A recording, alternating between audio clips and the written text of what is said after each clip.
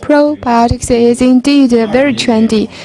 20 years ago, my children, when they have some problems with their stomach, we will give them some lactic acid tablets and with some sugar and put in water and let them drink it. And then they will recover. So for 20 years, we have been using probiotics. Today, I'd like to talk something different. I'd like to talk about the risks of the natural components in the soy-based infant formula. And this is something that I have been studying for years. Outside of China, or compared with the other countries, we have a very few number of soy-based infant formula producers. Compared with the U.S., we are very small. In the U.S., it's about 20 to 25% of the infant formula from soy-based, and in Europe, it's also big. But in New Zealand, it's only about 7 to 8%, even though it's a big dairy country. But China, I would say, it's an untapped market. It's not a small market, it's just an untapped market. And in my study, I found a lot of problems. The reason why I chose this topic is because a lot of people ask me about this issue. For example, some people ask me, Professor Guo, if a man eats too much soybeans, will I become a woman? And then others would come and say that Professor Guo, that our products have been detected containing boron. So I've read a lot of literature on this, and I've also done some studies on this, and here I would like to share with you some of my thoughts on those things.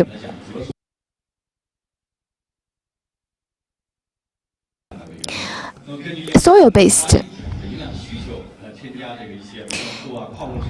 is based on soil with some supplements added and to use as a supplement of a replacement of infant formula milk.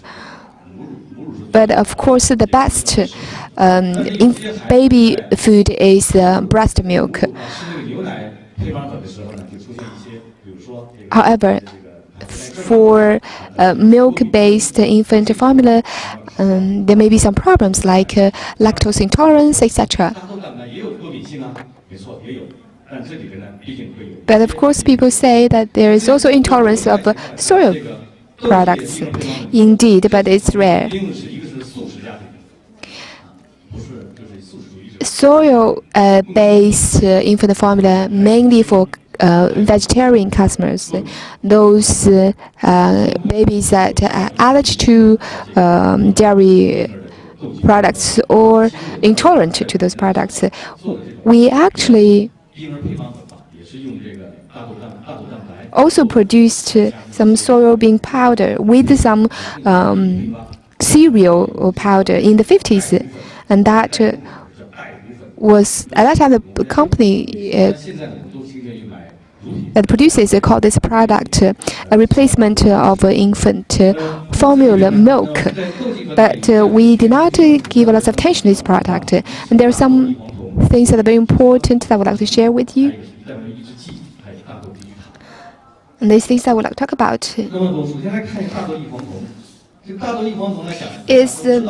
isoflavones, and then borax, and then phytic acid, and then trypsin inhibitor.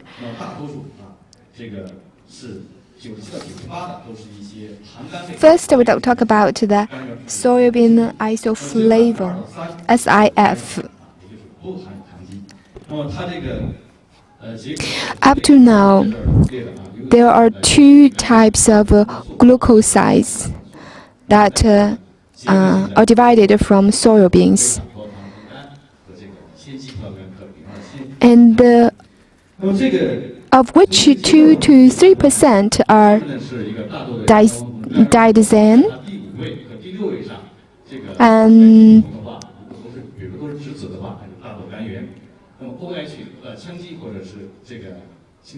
The rest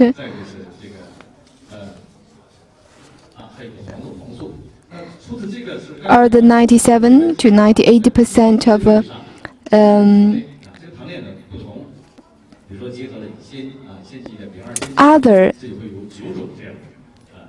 other elements.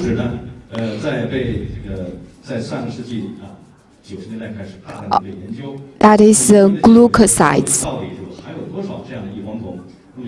So we made a lot of studies on this, and you can see in this table that where the soybean isoflavone is located in the soybeans. And different varieties of soybeans also differ a lot in their content of soybean isoflavone. Now, the production methods are different, and that also caused a difference in the result. It's in the concentrated soy protein, the content of soybean isoflavone is very, very low. In other words, the different variety of soybeans produce a very different isoflavone.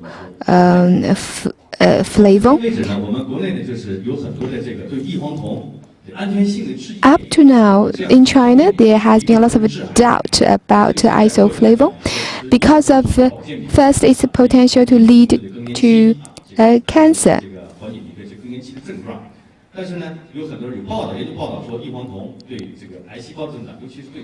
There are reports that isoflavone will lead to cancer, especially for the cancer in women. So people are scared of it. And people are also suspicious of the so-called joint exposure effect between isoflavone and other environment hormones.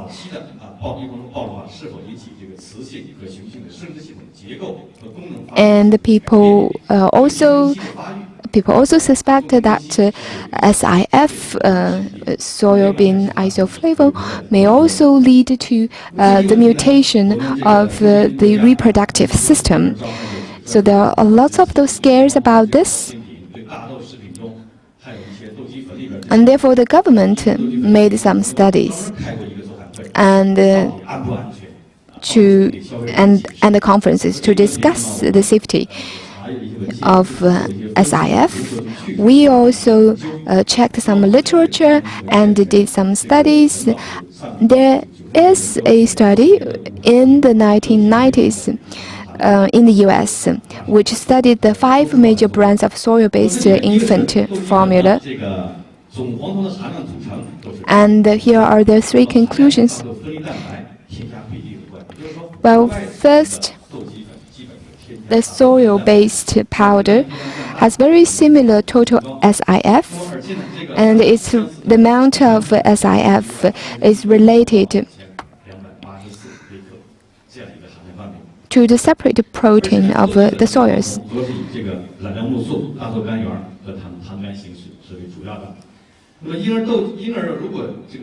And for the content of SIF per gram in different soil-based powder is very similar. And the Agriculture Department of the U.S. also made a study on this and found out that in the soil-based infant formula, the content of SIF is stable. Babies can take about 28 to 47 milligrams per day by eating soil-based infant formula, which compared with the breastfeeding or cow milk-based infant formula, it is high.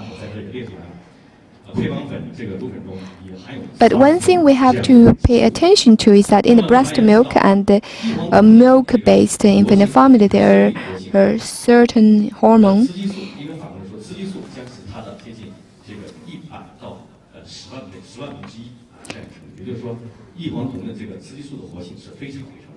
And the hormone in the SIF is very low.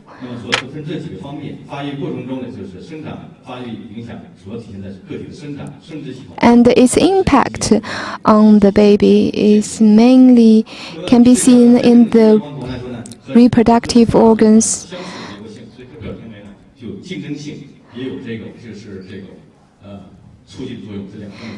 What we see here is that soil-based infant formula are mainly for the adults, and not so many studies on its impact on kids. There are lots of studies on its impact on adults, but not on kids. In a conference held in France in 2001, it is pointed out that an intake of 50 milligram per day of iso soil-based isoflavone is safe. A higher dosage, for example, 150 milligrams per day, is also safe, unless you decided to take isoflavone separately as food. Otherwise, it will not affect your health. But for babies, because they are not fully developed and sensitive to the environment, there are lots of still arguments about the safe dosage for babies. And here are some of the literature on this. So soil-based infant formula is a very good supplement to breastfeeding and milk-based infant formula. And it is spreading.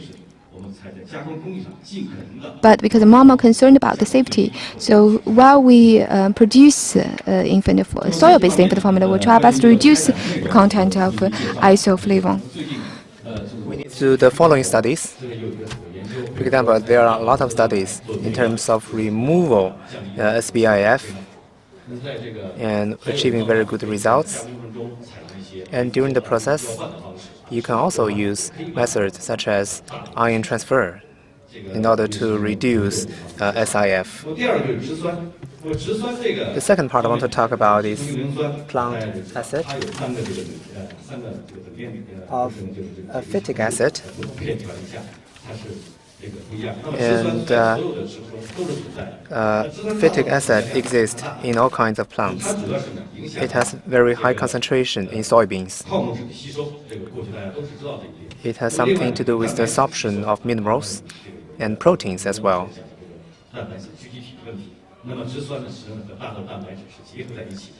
Because it will bind with protein, inhibiting the absorption of protein as well as minerals.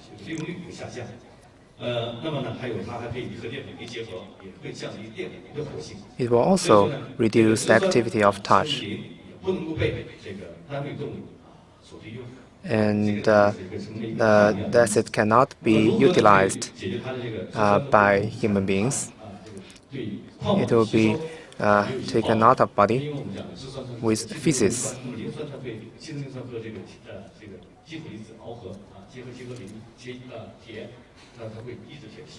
It will also inhibit the absorption of iron.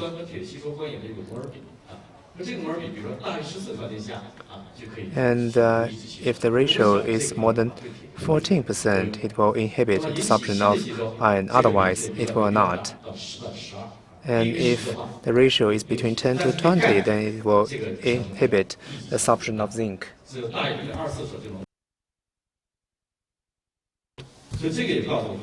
And if the mole ratio is more than 0.24, then it will inhibit the absorption of calcium.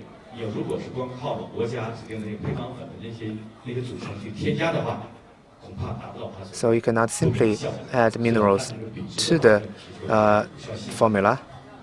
you should also take into account of the more ratio of phytic acid as well. So when processing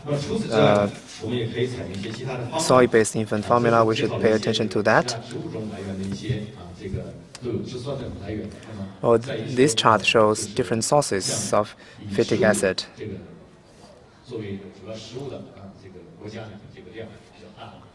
And for countries basically feed on plant, the number is very high. There are a lot of ways to get rid of phytic acid. For example, in soy-based infant formula, we can remove a large content of phytic acid.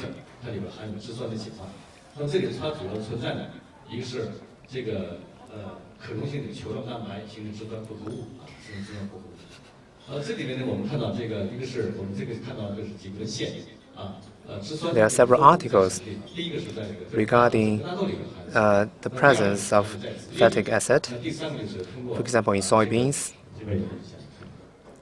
and in the leaves. So when removing phytic acid, we can use a lot of methods.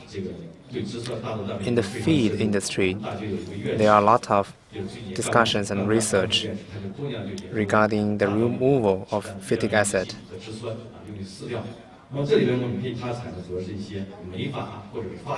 And he basically used the methods such as fermentation and enzyme.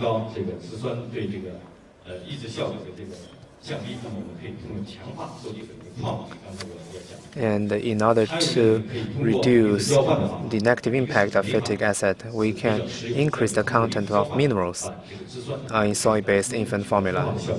And we can also use ion transfer to reduce the level of phytic acid. You see, after the transfer of ion, the concentration reduced from 10 to less than 1. Inhibitor, soybean trypsin inhibitor, is a very important component in soybeans. It will inhibit the absorption of protein. It's also toxic. There are two kinds. One is called Kunitz, the other is called Bowman-Burke.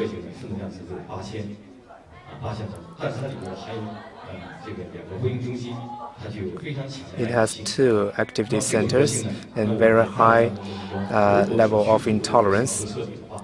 If you are not able to reduce or remove the activities, then great problems will occur. First, enzymes will not be very active. Second,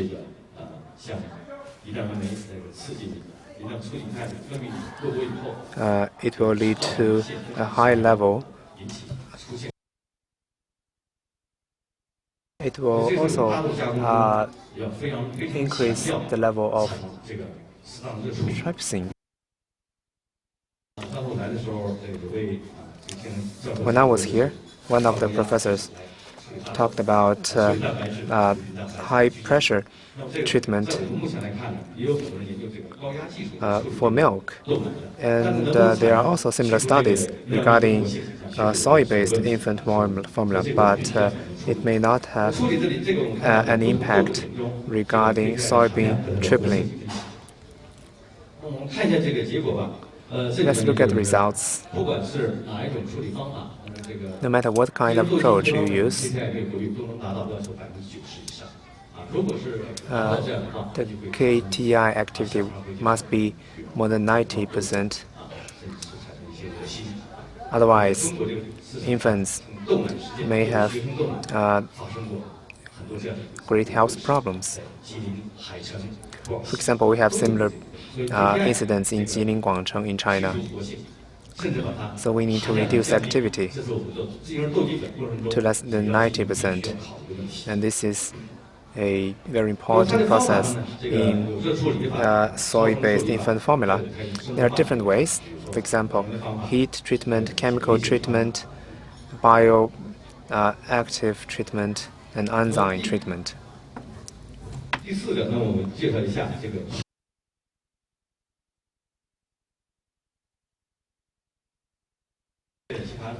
The fourth part, borax.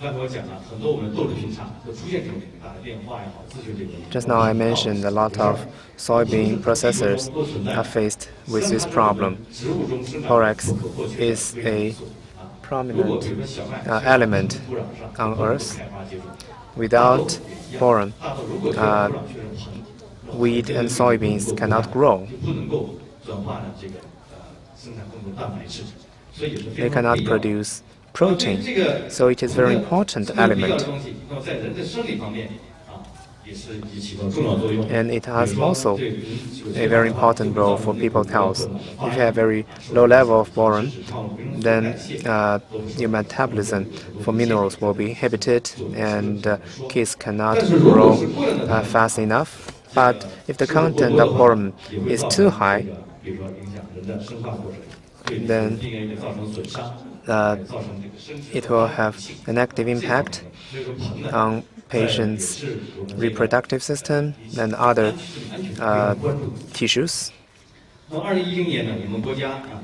2010, the Chinese government carried out a major study for 12 provinces in terms of the content of boron, and the average number is 18.21. And for rice and for wheat, the content is less than 1 milligrams per kilo. And in northeast China, the content of boron is higher than south part of China.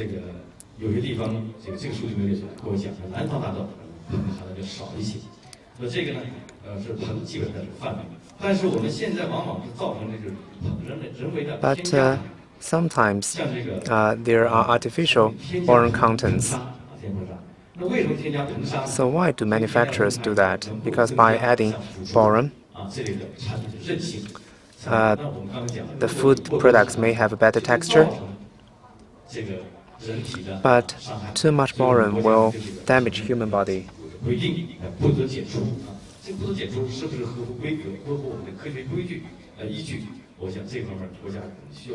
And I think in the future we need to have more discussions regarding the content, the safe level of boron. These are the regulations from the European Union and the US and WHO.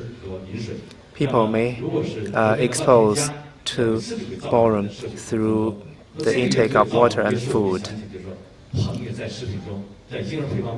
So in infant formula, we also need to take into account the level of boron.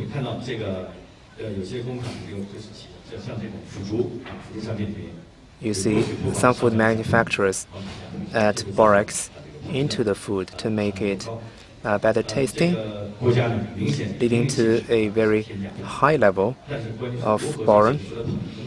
It is now forbidden by the government, but it's very hard to tell whether the boron is from the additives or from the earth.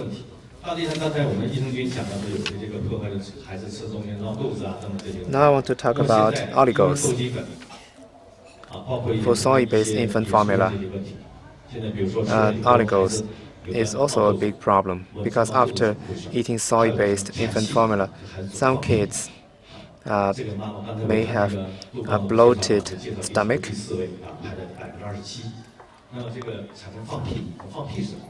So why? Is it because of oligos or because of inhibitors? According to our study, the major reason is oligos. Oligos is good for people's health.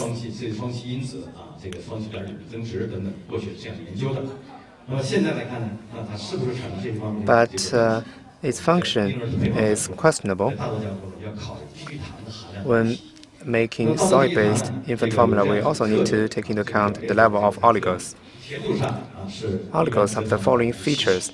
It is 70% sweeter of sugar cane,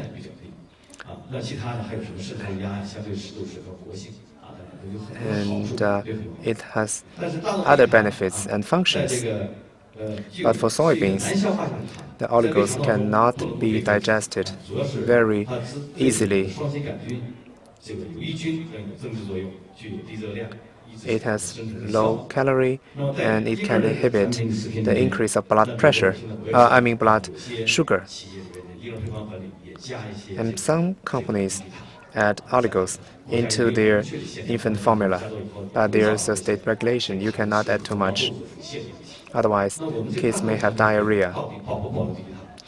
So for soy-based infant formula, should we include oligos? If the answer is yes, then how much?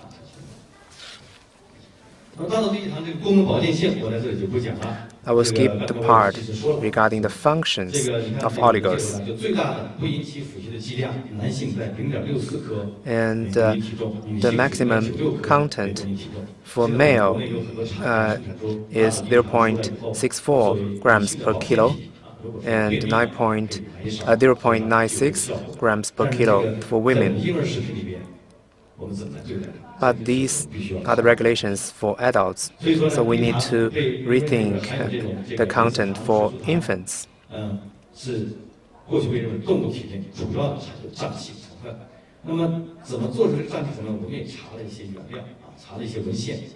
So why oligos may have this kind of negative impact if you have too much? And we studied a lot of research. This is soy protein concentrate and sodium soy proteinate.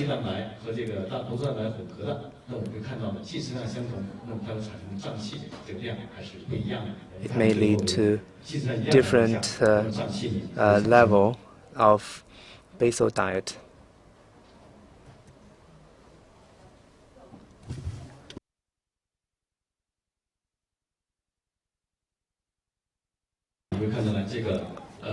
The red circles show soy protein concentrate generate very little gas,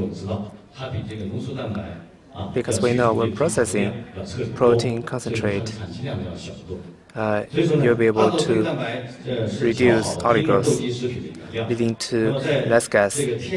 So protein concentrate is a very good source ingredient for soy-based infant formula.